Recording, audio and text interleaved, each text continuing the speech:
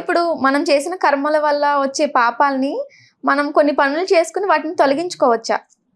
అంటే ఇది రాత మారదు, ఇది రాత విధి అని అంటూ ఉంటారు కదా, సో మనం వీటిని మార్చుకోవచ్చు అంటారా? 100% అమ్మా. అయితే మనము చేసిన పాపాన్ని బట్టి ఫలితం ఉంటుంది. ఆ ఫలితాన్ని బట్టి ఈ జన్మలో అనుభవించాల్సినవి ఈ జన్మలో ఉంటాయి. ఓకే, నువ్వు అనుభవించంగా ఇంకా కూడా మిగిలిన ఉంటే నెక్స్ట్ జన్మ ట్రాన్స్ఫర్ అవుతుంది. ఓకే, నేను మీకు చిన్న ఎగ్జాంపుల్ చెప్తా అమ్మా. ఒక ఊర్లో ఒక వృద్ధ దంపతులు ఇద్దరు ఉన్నారు. వాళ్ళు జీవితంలో ఏ రోజు ఎలాంటి తప్పులు చేయలేదు, ఎలాంటి చిన్న తప్పు చేయలేదు. వాళ్ళు అంటే ఆ ఊరికి ఏ బాటసార్లు వచ్చినా, ఆ ఊరికి ఎవరు వచ్చినా, ఎంత రాత్రిపూట అర్ధరాత్రి పూట ఆ ఊరికి వచ్చినా వాళ్లకు కడుపు నిండా అన్నం ఎక్కడ దొరుకుతుంది అంటే ఆ ఊర్లో ఎవరిని అడిగినా కానీ పలానా వాళ్ళ ఇంటికి వెళ్ళండి ఈ సమయానికి, వాళ్ళ ఇంట్లో అయితే ఖచ్చితంగా అన్నం దొరుకుతుంది, వాళ్ళ ఇంట్లో అన్నం పెడతారు, మీకు ప్రాబ్లం లేదు, వాళ్ళ ఇంట్లో రెస్ట్ తీసుకోవచ్చు, వాళ్ళు మీకు అన్నం పెడతారు అనేటటువంటి దంపతులు వాళ్ళు, భార్యాభర్తలు ఇద్దరు అంత పుణ్యం చేసుకున్నారు. ఒకానొక సందర్భంలో ఇలానే ఒకరోజు అర్ధరాత్రి పూట ఒక అతిథులు వాళ్ళ ఇంటికి వస్తారు, ఒక ఇద్దరు ముగ్గురు బాటసార్లు.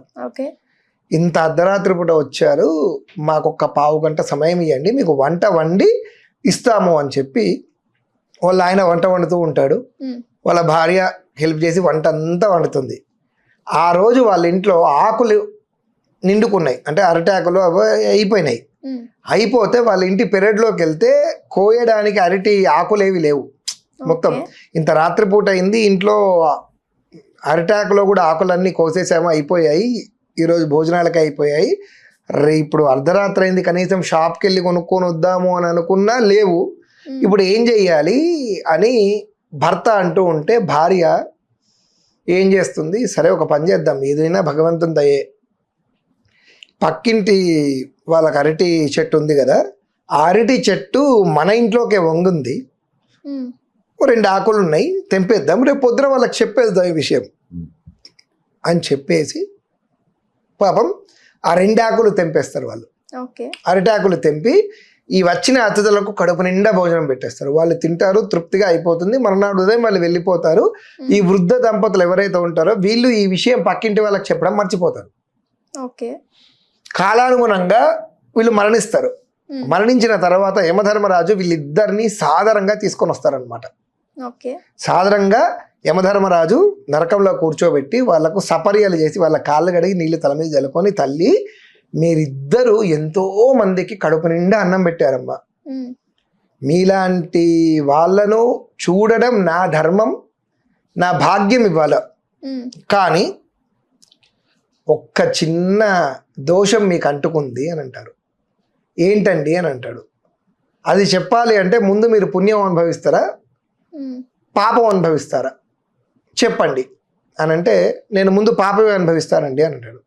అప్పుడు యమధర్మరాజు ఏం చెప్తాడు అంటే, మీరు ఒకానొక సందర్భంలో మీ పక్కింటి వాళ్ళ యొక్క అరిటాకులు కోసేశారు, ఆ విషయం పాపం వీళ్ళకి చెప్పుదామని అనుకొని మీరు మర్చిపోయారు, ఆ విషయం చెప్పలేదు మీరు ఇప్పటి వరకు, ఆ దొంగతనం చేసినట్టే కదా అప్పుడు చెప్పకపోతే కదా. ఈ కారణం చేత చిన్న దోషం మాత్రం మీకు అంటింది, దీనికి సంబంధించి మీరు 3 నెలలు భూలోకంలో 3 నెలలు భూలోకంలో మానవులుగా జన్మెత్తి మళ్ళీ తిరిగి రావాలి అంతే అని చెప్తారు. అప్పుడు యమధర్మరాజు వాళ్ళిద్దరితో ఏం చెప్తారు అంటే, ఒక 3 నెలలు మీరు ఈ భూమి మీద మానవులుగా ఎత్తి మీ దొంగతనం చేసినటువంటి కర్మ ఏదైతే ఉందో అది అనుభవించి తిరిగి మళ్ళీ వచ్చేయచ్చు అని చెప్తారు. సరే ఆ కర్మ అది తప్పే, నిజంగానే వాళ్ళకి చెప్దాం అనుకున్నాం మర్చిపోయాము, అది దోషమే, దానికి సంబంధించి నేను అనుభవిస్తాము అని ఇద్దరికిద్దరు అంటారు. డన్. వాళ్ళు ఈ భూలోకంలో 2 చేతులు లేకుండా పుడతారు. ఆ దంపతులు ఇద్దరు కూడా వేరే వేరే ప్రదేశాల్లో 2 చేతులు లేకుండా పుట్టడమే, 2 చేతులు లేకుండా పుడతారన్నమాట వాళ్ళు. అర్థమైందా? అయితే భూలోకంలో ఉన్న క్యాల్కులేషన్ ప్రకారంగా మనకు దక్షిణాయనం ఉత్తరాయణం అని చెప్తాం కదా, దేవతలకు 6 నెలలు దక్షిణాయనం, అంటే మన డైమెన్షన్స్లో మన కాలం ప్రకారంగా ఉత్తరాయణం మొత్తము 6 నెలలు దేవతలకు పగలు, దక్షిణాయనం మొత్తము 6 నెలలు దేవతలకు రాత్రి. ఆ లెక్క ప్రకారంగా ఈ దక్షిణాయనము ఉత్తరాయణము కలిపితే మన 1 year కాలం దేవతలకు 1 day. ఈ లెక్కన మన 100 సంవత్సరాల జీవితం దేవతలకు 3 నెలలు. అక్కడ యమధర్మరాజు మీరు 3 నెలలు ఉండండి అని చెప్తాడు. ఆ 3 నెలల కాలము భూలోకంలో 100 సంవత్సరాలు. అర్థమైందా? సో వాళ్ళు 100 సంవత్సరాల పాటు చేతులు లేకుండా ఉండి 100 సంవత్సరాల తర్వాత డైరెక్ట్ వాళ్ళ యొక్క కర్మను అనుభవించి తిరిగి యమసదనానికి వెళ్ళాక యమధర్మరాజు వాళ్ళను మోక్షానికి తీసుకెళ్తాడు. ఓకే. అంటే కేవలం ఒక అరటి ఆకులను జీవితాంతం పుణ్యం చేసుకొని ఒక అరటి ఆకులను కోసుకున్నంత వలన మనము ఇటువంటి ఒక జన్మ ఎత్తాల్సి వచ్చింది సంచిత ప్రారంధ కర్మల వల్ల. అలాంటప్పుడు ఇప్పుడు మనం బుద్ధి ఉండి మనం చేసేటటువంటి కర్మలకు మనం ఎన్ని జన్మలు ఎత్తుతాము? అందుకే రుణానుబంధ రూపేణ పశుపత్ని సుతాలయ, ఇవి చెప్పేది జ్యోతిష్ శాస్త్రం. నువ్వు ఏ జన్మ ఎత్తావు, ఎందుకు కారణము, ఏ కర్మ వల్ల ఈ జన్మ ఎత్తాల్సి వచ్చింది, ఎలాంటి ఫలితాలు వస్తుంది అనే విషయాలన్నీ కూడా జ్యోతిష శాస్త్రంలో ఉంటుంది. ఈ జ్యోతిష శాస్త్రంలో ఈ విషయాలన్నీ తెలియాలి అంటే నాకు ఉపాసన బలం ఉండాలి. అందుకే బ్రాహ్మణుడు సంధ్యావందనం చేయాలి. అర్థమైందా? ఇవి ఇంటర్నల్ లింక్స్. మీకు చెప్పాలి అని అంటే మేము సంధ్యావందనం చేస్తే ఆ సంధ్యావందనం యొక్క తపశ్శక్తి, ఫలితం శక్తి మా నోట్లోంచి మీ యొక్క జ్యోతిష్యానికి సంబంధించినటువంటి విషయాలను ఆలోచన వస్తుంది. భగవంతుడు మాకు ఆలోచన ఇస్తాడు. నీ కర్మ ఏంటిది బాబు, నువ్వు పూర్వజన్మలో ఇలా చేసావు, ఈ కర్మ వల్ల నీకు ఈ జన్మ ఇలా వచ్చింది అని భగవంతుడు మా వాక్కు ద్వారా మీకు ఇస్తాడు.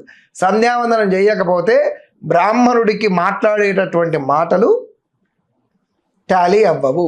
ఇతను చెప్పే జ్యోతిష్యం, ఇతను చేసే పూజలు అన్నీ నిష్ఫలం భవేత్, అంతే.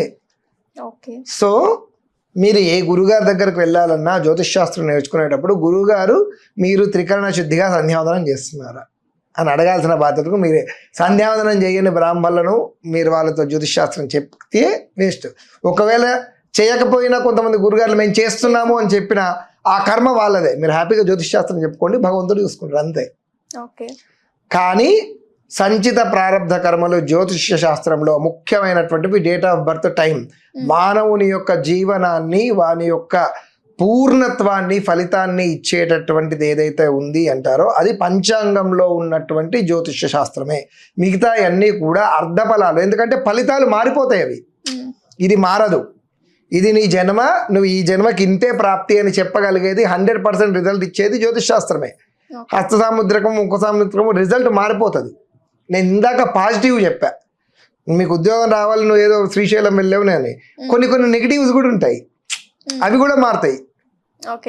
సో అందుకని అన్నిటికీ కొన్ని జ్యోతిష్య శాస్త్రంలో ఫలితాలన్నీ తారుమారు అవ్వడానికి కారణం ఏంటి అంటే పూర్ణత్వాన్ని రాకపోవడానికి కారణం సంచిత ప్రారంభ కర్మ కూడా ఇంపార్టెంటే.